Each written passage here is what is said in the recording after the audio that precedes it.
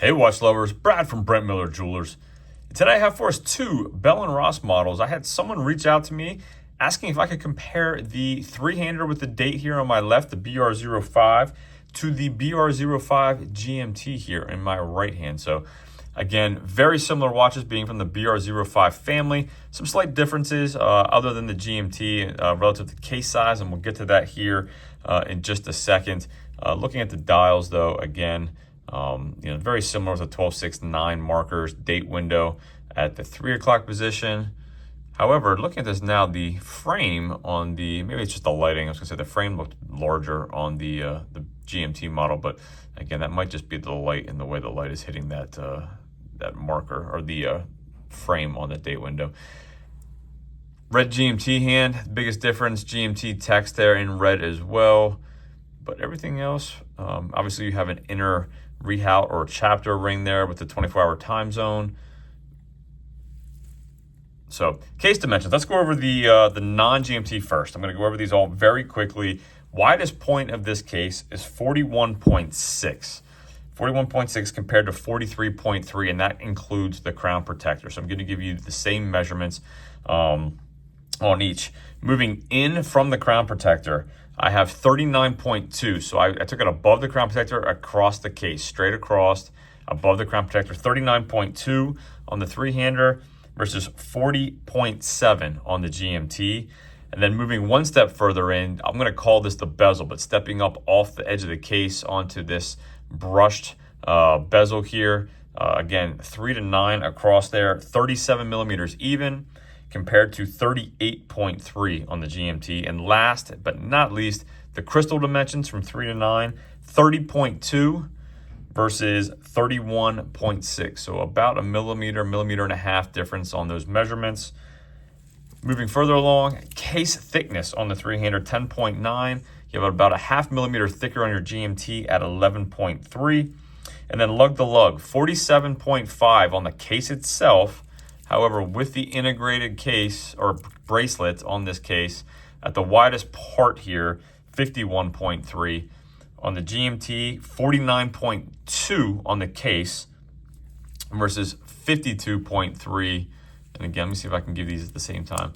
52.3 on the bracelet. And again, that bracelet's pretty far, that measurement's pretty far down underneath that case. So it's really already kind of wrapping around your wrist for that measurement. But I did want to measure that for you. Both of them 24 millimeter, we'll call it quote unquote lug width here at the largest link here before the case, both 24, both tapering down to 17. Both of them, I'm going to show you one here, it's the same butterfly style bracelet. Both of them have removable half links by screws, plenty of half links, 2 half links on this side, 2 half links on this side as well. So plenty of, you should be able to get a pretty good fit. As far as the movement goes, on the three-hander here, you have the Bell & Ross caliber 321 based on the SW300 movement, Sellita movement, 38 hours of power reserve. You have a nice skeletonized rotor there. And I've said it before on these, I do like aesthetically the look of the movement that Bell & Ross does with these, again, with that rotor. And then on the GMT, it's the Bell & Ross caliber 325. Most likely, not a lot of information, most likely based on the Sellita 330 with the GMT complication, 42 hours of power reserve. Both of them signed screw-down crowns, 100 meters of water resistance, and on the full stainless steel case and bracelet here, no links removed, 161.8 grams on the three-hander versus 173. So what is that, about 12 grams more on the GMT? And you can feel that in hand, if I'm being honest. The three-hander retails at $5,100 versus the GMT at $5,500. So went through a lot of numbers. I'll list most of those in the description or go back through and slow it down and if you need to see those numbers. So hopefully that is what the viewer was looking for. Again, let me throw these on wrist real quick.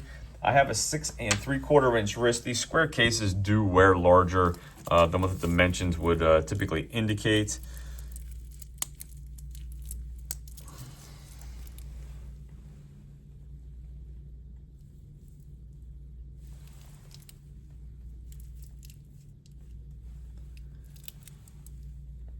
And I will say, again, from just experience wearing these, trying these on, personally, on my wrist, I mean, I love the look of the integrated case and bracelet, but these just wear so well on the rubber straps that Bell & Ross offers. The Bell & Ross rubber straps are extremely comfortable, but the design of this, I almost feel like you need to have the bracelet too. So let me throw these both side by side.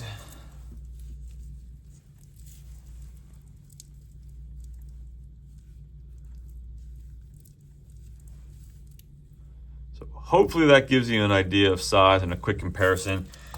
Let me give me the lights real quick.